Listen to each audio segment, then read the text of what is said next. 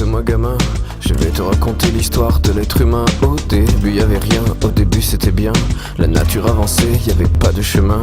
Puis l'homme a débarqué avec ses gros souliers, des coups de pied dans la gueule pour se faire respecter. Des routes à sens unique qu'il s'est mis à tracer. Les flèches dans la plaine se sont multipliées, et tous les éléments se sont vus maîtrisés. En 2 temps 3 mouvements l'histoire était pliée.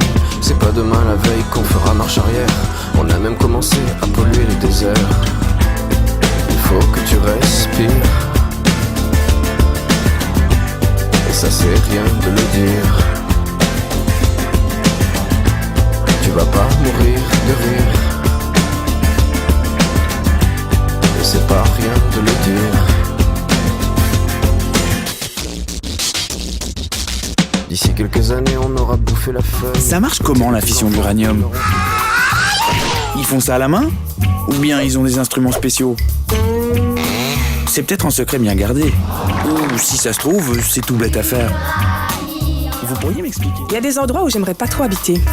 Près d'une prison, ou d'un terrain de golf, à côté d'un zoo, sous une antenne GSM, ou près de chez un apiculteur, ou à côté d'une installation nucléaire.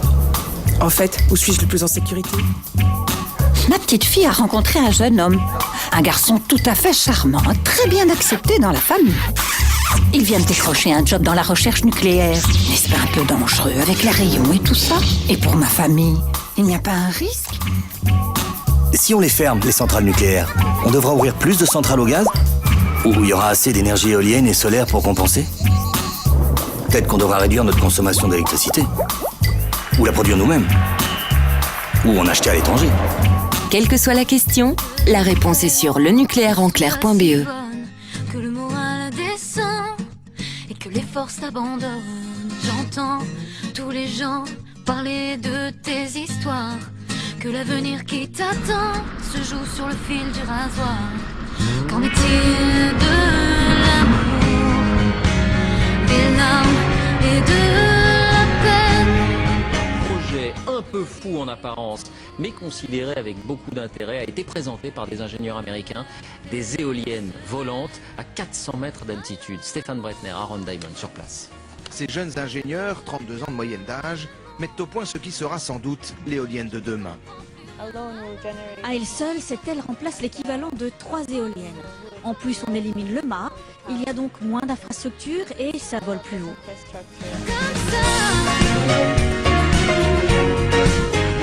Comme ça.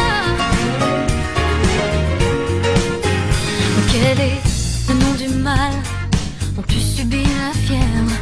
Les étranges idéaux, les hystéries funéraires. Dis-moi ce que je peux faire de ma petite place. Quels sont les actes et les mots qui peuvent... Liquid fluoride thorium technology, we could move away from expensive and difficult aspects of current water-cooled, solid-fueled uranium nuclear power. We wouldn't need large, high-pressure nuclear reactors and big containment buildings that they go in. We wouldn't need large, low-efficiency steam turbines. We wouldn't need to have as many long-distance power transmission infrastructure because thorium is a very portable energy source that can be located near to where it is needed. A liquid fluoride thorium reactor would be a compact facility, very energy efficient and safe, that would produce the energy we need day and night and without respect to weather conditions. In 2007, we used 5 billion tons of coal, 31 billion barrels of oil, and 5 trillion cubic meters of natural gas, along with 65,000 tons of uranium to produce the world's energy. With thorium, we could do the same thing with 7,000 tons of thorium that could be mined at a single site. Nearly everyone in the world is part of some community, whether large or small, and all of these communities have similar needs. They need light, they need heat, they need air conditioning. People can't function very well when it's too hot or too cold. They need food to be grown or provided, distributed and stored safely.